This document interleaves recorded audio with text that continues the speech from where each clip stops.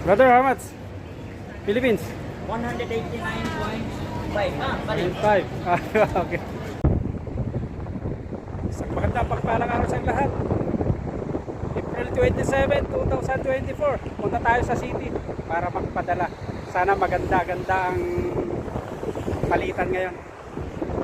Medyo maganda yung klema. Ganito ang buhay dito sa abroad. Pagkakuha ng sweldo, padala. Isip ng iba, maraming pera. Hindi. Pero hindi totoo yan. Kasi pagkakuha ng sweldo, ay magpapadala naman sa pamilya. Nag-aabang na sa Pilipinas.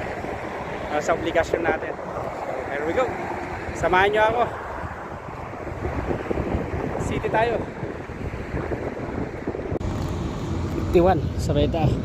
Sakay tayo ng bus. Bus.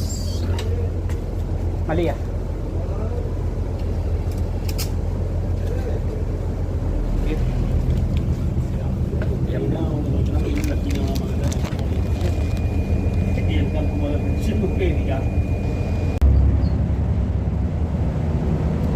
At malapit na tayo sa city. Malia, White City.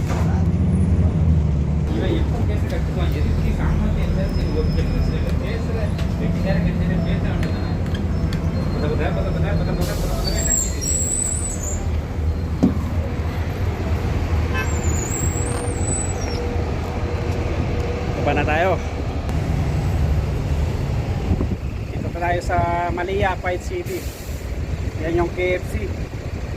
Here we go. Samahan nyo ako. Sana, tulad ng sabi ko, sana magandang palitan ngayon. Kasi bukas may trabaho na naman.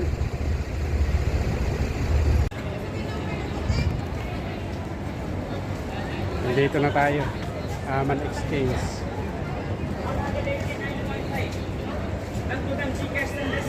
Brother, how much? Philippines? 189.5. Pare. 5. Okay. Madam, padala po. Bank to bank ticket. Sabi ko, pasok tayo sa loob para pagpadala na. Tapos na tayo. Ayan na.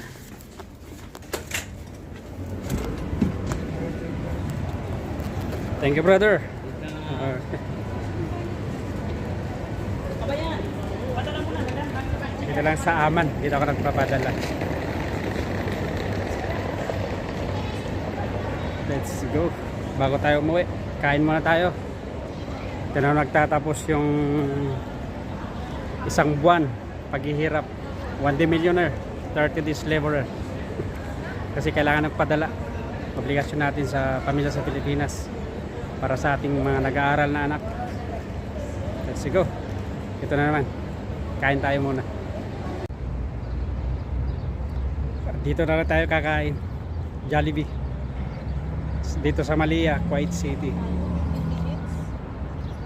Matagal din na rin ako pumupunta dito eh. Kaya every salary pag nagpadala, malimit dito rin ako kumakain. So let's go. Samahan niyo ako.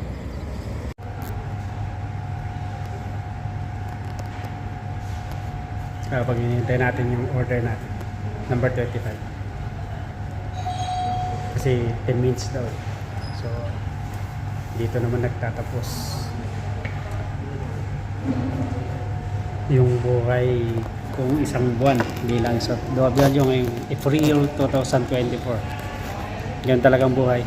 Kumusta mga ka-OFW kapag nakuha na yung sweldo, papadala na sa ating pamilya sa mga obligasyon natin. Tulad ko, papaaral din ako ng panganay ko sa college, so kailangan talaga yung buhay. Minsan walang natitira talaga. Tsaga-tsagaan na lang. Kahit papaano nakakaraos pa rin. So, shout out sa mga katulad ko na OFW. Saan man panig ng mundo. Na kung pagkasweldo, tulad ng sabi ko, wala nang natitira. So, maraming salamat sa iyong pagsama. At ako pala si Ronnie, isang OFW dito sa bansang Kuwait. Pasupport naman ang channel ko. Like, share, and subscribe. Maraming salamat sa inyong lahat. Dito yung pagkain natin. Teka, samahan nyo ako. Kakain na tayo. 2 pieces chicken with extra rice. Para makawin na tayo. Kasi may pasok pa bukas.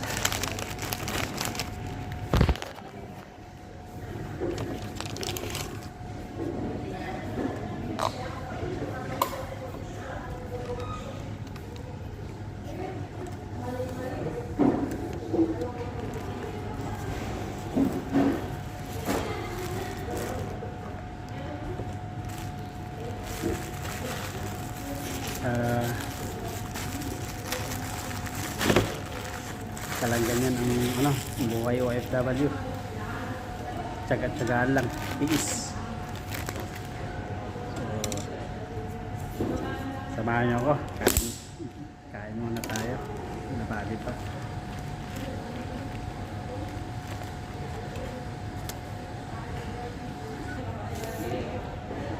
Chicken joy.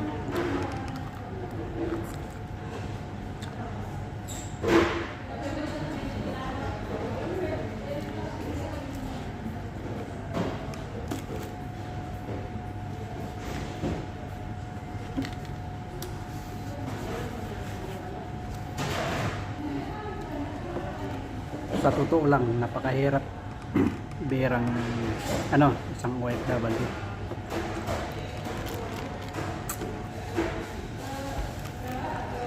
Kailangan mo ng matinding sakripisyo, pasensya. Kasi pag di mo kasama pa rin naman dito, lahat pagdadaanan mo.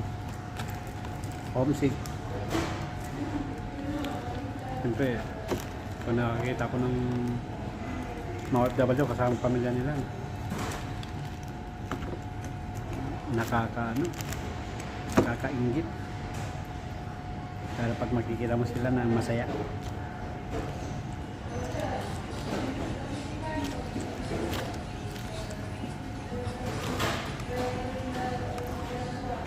Kaso nga lang, tulad ng sabi ko,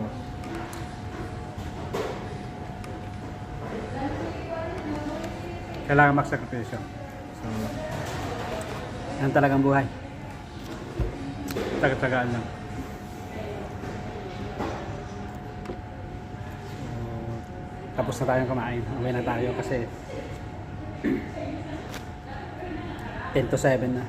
May pasok pa tayo bukas.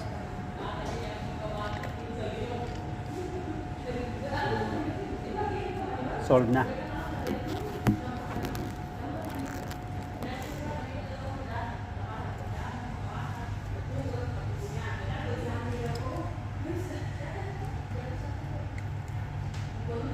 Nakapagpadala na rin tayo. So, wala tayong isipin. Trabaho na naman. Hanggang sa muli. Katapusan, padala na naman. Tsagaan lang. So again, maraming salamat sa iyong pagsama. Have a nice and great day to all of you. Again, thank you.